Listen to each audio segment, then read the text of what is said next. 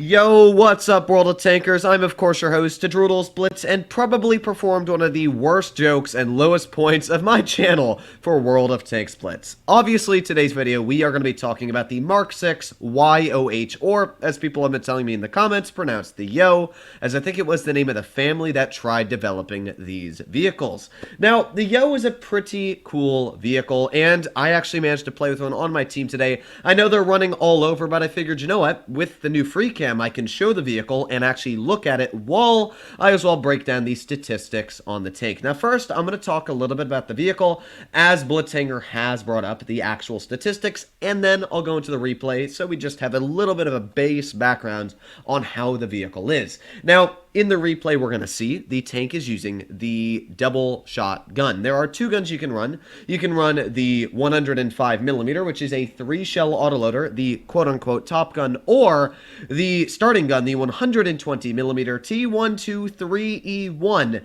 This gun, while it looks like it's worse, it's got worse burst damage, it's got worse, well, not worse burst damage, I guess it's got worse shell velocity, worse penetration, blah, blah, blah, blah, blah. There's a couple things this gun has that's better, and that is the damage per shot and the intra clip. I would not suggest anybody to run the 105mm because the 120 is just better in almost every single aspect. I'm not allowed to say the name of the testers I've talked to, and they haven't really told me anything because, of course, I don't like them breaking the ULA. It puts their own rules against wargaming. So pretty much I just asked if they thought the tank was OP, and they said yes. That was the simple response they gave me, or at least one person. Again, I can't say who it is, but I definitely agree with that. I always like to just confirm my suspicions if the vehicle is OP.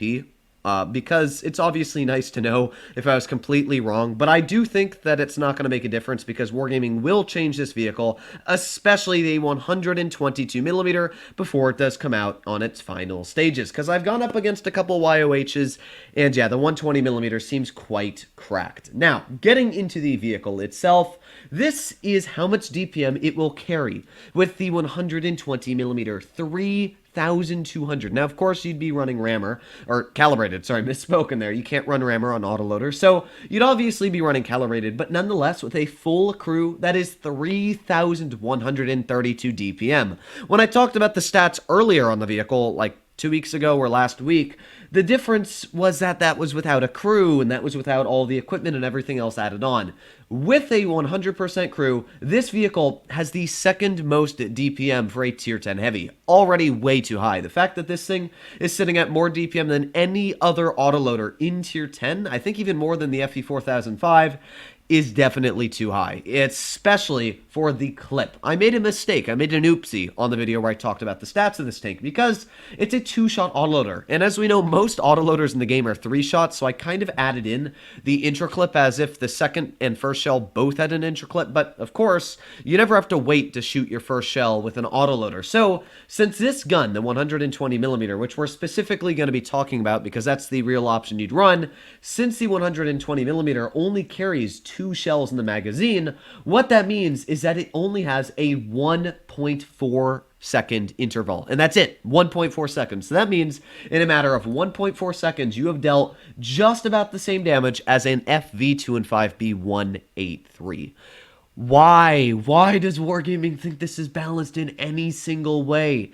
It's definitely too OP on the gun, especially with 3,132 DPM. The magazine reloads only 15.84 seconds, which, fun fact, is quicker than the E100's reload, and it does less damage per shot statistically by about 300. I really don't understand how they could think this is balanced in any way. It is going to be nerfed. Now, the other gun I find is still definitely great. Like, it's got 3,024 DPM, and, well, it does have better penetration, better accuracy, blah, blah, blah. The thing that makes the other gun nice, at least on the balancing scale, is that it has an extra shell, and the intra clip is 2.5 seconds, which means in total it takes 5 seconds to deal about 300 per shot, so 900 in total. But when you compare it to the 120, there's literally no comparison. You would always, every single time, run the 120 millimeter, even though you do lose 2 degrees of gun depression. If I can find where that is hidden, I know you do lose. Wait, here it doesn't even say you lose it. Here it says that the 120 and the 105 have the same gun depression. When I was looking at this vehicle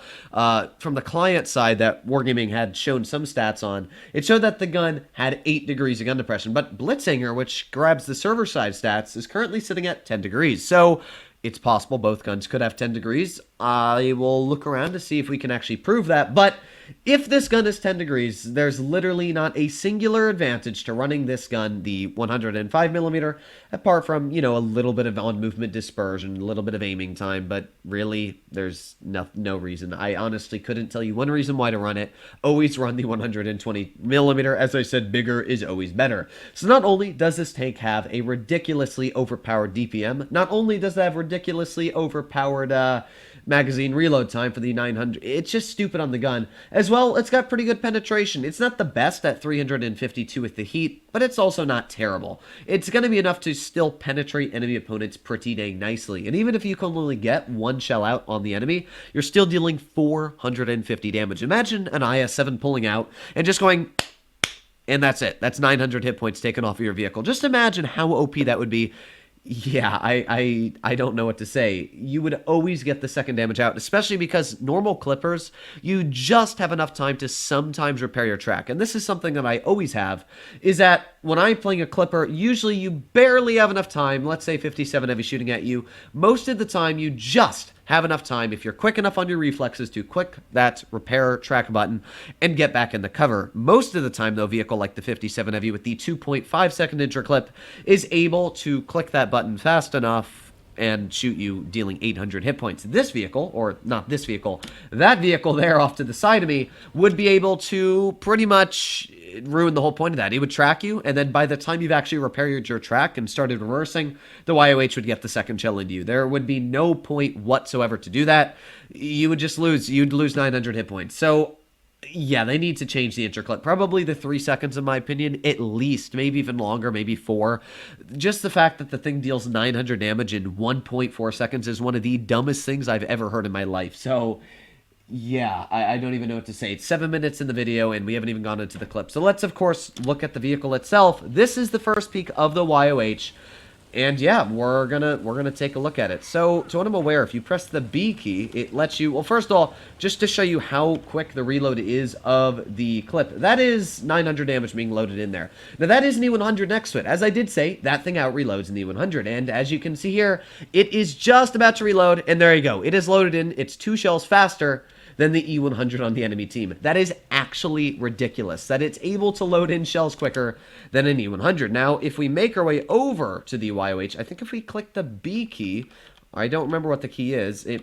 Shoot, I was pretty sure it was the B key, but, well, I might be wrong here. Oh, well. Well, we can follow it anyway. I was pretty sure it's the B key. Haha, it is the B key. There you go. Now we can actually look at the vehicle while we are talking about it. So this is the YOH. It looks really, really weird. And the armor is funky, to say none the least. It's troll. I'll show the armor after, but you can see there, that was a WZ-113 GFT ricocheting off of the tank. And that WZ-113, fun fact, lost 900 hit points that quickly. It looks really weird. You can see here that it doesn't actually have a track wheel weakness. If I stop the replayer for a second, you can see that the track wheel is actually connected to a little beam on the front, and fun fact, that does count as additional armor. But if you're shooting at the front track wheel of this vehicle, unlike normal vehicles, let's say like the Grill 15, where the track wheel is connected, or that E100 back there where the track wheel is connected to the vehicle, for this tank it's really not, which is a bit different. So it's weird nonetheless. I think the tank looks really interesting.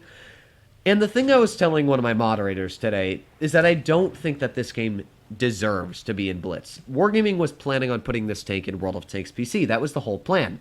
And while it is a really cool concept and overall idea, the reason I don't think that this vehicle should come into World... Also, I'm going to show you why when this vehicle comes out you don't want to actually angle the turret up like that. I'll bring up the armor profile.